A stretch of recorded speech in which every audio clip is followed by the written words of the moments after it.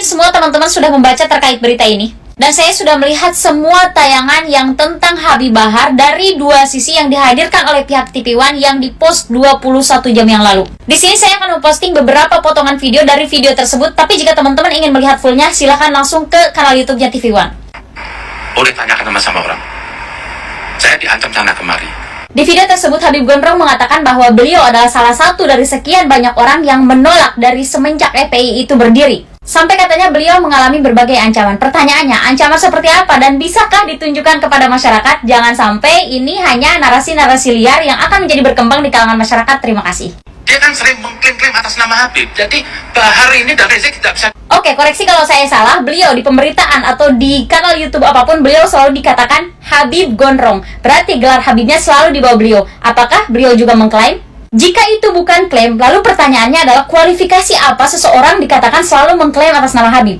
Dari etnisnya, kalau bukan Habib, nggak ada yang ikut. Menurut saya, masyarakat Muslim Indonesia yang mengikuti beliau tidak sesederhana alasannya karena beliau Habib. Kenapa? Karena Ustadz Abdul Somad, Agim, beliau bukan Habib, tapi begitu banyak masyarakat yang mengikutinya. Dan bahkan jika masyarakat Indonesia mengikuti seseorang hanya karena beliau memiliki gelar Habib, saya belum pernah melihat masyarakat yang mana yang mengikuti Habib ini. Mohon izin, mungkin saya yang tidak tahu, boleh ditunjukkan kepada saya. Gerakan Bahar ini gerakan bukan Islam. Dia pesanan di gerakan ini. Jika memang beliau bisa mengatakan bahwa gerakan Habib Bahar dan kawan-kawan itu adalah gerakan pesanan, maka sebagaimana yang disampaikan oleh Cak Islah Bahrawi dalam video yang sama, bahwa beliau mengatakan bahwa semua orang boleh menduga-duga, maka mungkin masyarakat Indonesia juga bisa menduga-duga bahwa gerakan yang dibawa oleh Habib Gondrong ini adalah gerakan pesanan. Bahar tuh bicara sendiri di kamarnya, atau bicara sama Pak Hasan Hekal berdua, saya nggak gubris.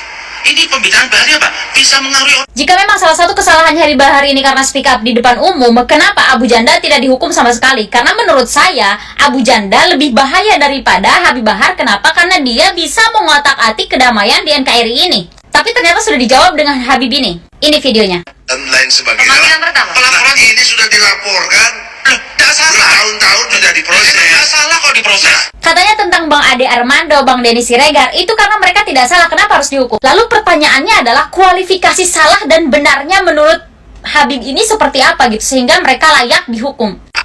Kau ngerti hukum nggak? Apa setiap laporan harus diproses? Secara tidak langsung beliau sudah menunjukkan kepada masyarakat bahwa tidak semua laporan itu harus diproses. Maka pertanyaannya, laporan seperti apa yang harus kita berikan sehingga laporan kita akan diproses? Kalau Bahar itu punya kuping, punya akal, banyak orang yang nggak suka. Loh, ada yang mendukung dia. Apa yang itu goblok? Habib Quraisy dukung dia. Apa Habib Quraisy goblok? Ada peribahasa yang mengatakan tilailah seseorang bukan karena kamu membencinya. Kata goblok tidak layak untuk